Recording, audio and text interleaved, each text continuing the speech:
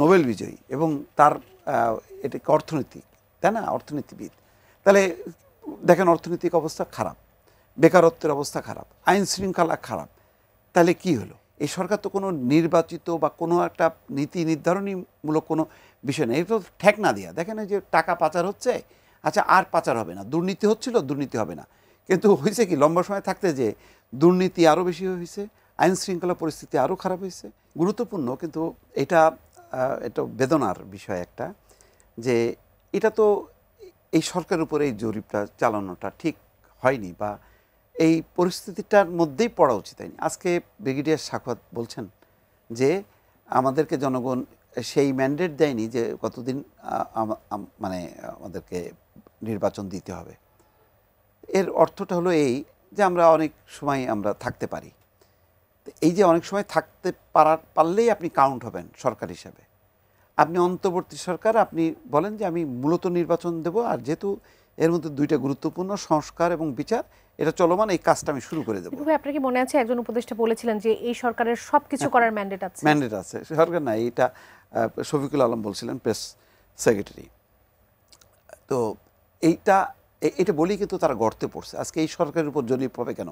এই সরকারের উপর জরিপ করলে তো কোনো জরিপে এই সরকার ভালো হবে না, কারণ এই সরকার তো কোনো নির্বাচিত বা কোনো একটা নীতি নির্ধারণীমূলক কোনো বিষয় নেই, এটা তো ঠেক না দিয়া। দেখেন এই যে টাকা পাচার হচ্ছে, আচ্ছা আর পাচার হবে না, দুর্নীতি হচ্ছিল, দুর্নীতি হবে না, কিন্তু হয়েছে কি লম্বা সময় থাকতে যে দুর্নীতি আরও বেশি হয়েছে, আইন শৃঙ্খলা পরিস্থিতি আরও খারাপ হয়েছে, এবং অর্থনৈতিক সংকটটা বাড়ছে, এবং বেকারত্ব আরও বাড়ছে। দেখেন আমি যে পয়েন্টগুলি বললাম, ওই পয়েন্টেই সবচেয়ে খারাপ অবস্থা, তাই না? তাহলে এই জন্যই আমি প্রথম থেকেই বলছিলাম যে অন্তর্বর্তী হোক, তত্ত্বাবধায়ক হোক, এইগুলি বেশি দিন থাকা উচিত না। থাকলে হয় কি, এই সরকারের যারা এই যে ব্রিগেডিয়ার সাখাওয়াতের মতন লোকগুলি, ওনারা তো আসলে এই যে ধরেন আজকে আমার মতনই এই টকশোতে আসার পাবলিক ওনারা, তাই না?